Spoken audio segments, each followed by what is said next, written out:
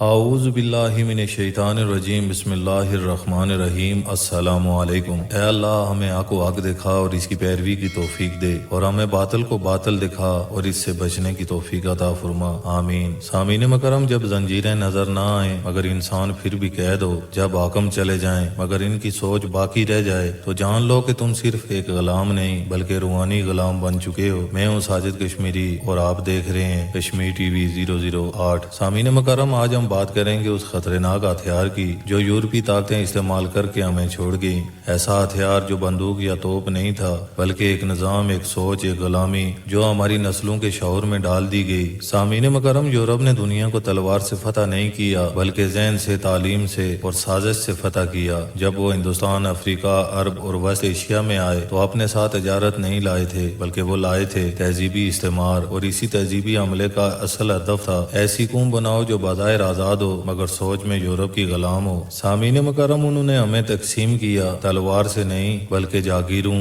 القابات، تعلیمی سندوں کے ذریعے۔ ان لوگوں کو طاقت دی گئی جو ان کے وفادار تھے، نہ کہ قوم کے۔ سامعین، یہی وہ طبقہ تھا جو کل انگریز کا درباری تھا اور آج جمہوریت کا سردار ہے۔ سامعین مکرم، انگریز نے کہا تھا کہ ہمیں ایسے لوگ چاہیے جو انگریزی میں سوچیں مگر جسمانی طور پر مقامی ہوں۔ اسی فلسفے کے تحت ایسی تعلیمی مشینری بنائی گئی جو علماء نہیں بلکہ کلارک پیدا کرے، جو خود ہی نہیں بلکہ تقلید سکھائے۔ یہ اسکول، کالج، یونیورسٹیاں دراصل وہ فیکٹریاں تھیں جہاں روحانی غلامی کے سپاہی تیار کیے جاتے تھے۔ سامعین، آج ہم نماز تو پڑھتے ہیں مگر قانون انگریز کا مانتے ہیں، ہم قرآن کو مقدس سمجھتے ہیں مگر سیاست میں مغربی اصولوں کو غالب رکھتے ہیں۔ یہی وہ غلامی ہے جو ظاہر میں آزادی لگتی ہے مگر حقیقت میں باطن کی قید ہے۔ ایسی غلامی کو سید قطب اور مولانا مودودی رحم اللہ نے فکری استعمار کہا ہے، یعنی غلامی کا وہ درجہ جو دماغ کے اندر بیٹھی ہو۔ سامعین مکرم، آج بھی اگر کسی مسلمان ملک میں تبدیلی کی کوشش ہو تو سب سے پہلے مخالفت اسی طبقے سے آتی ہے جو کبھی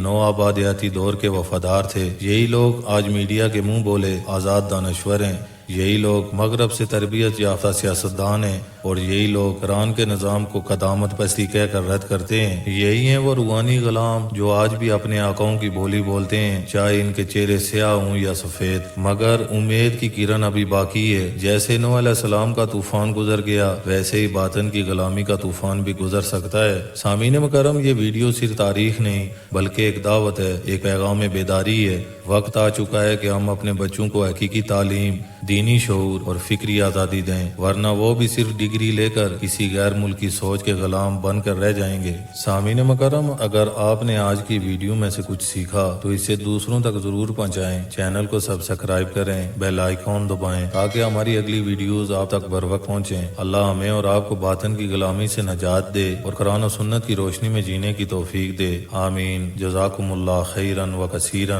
السلام علیکم ورحمۃ اللہ وبرکاتہ۔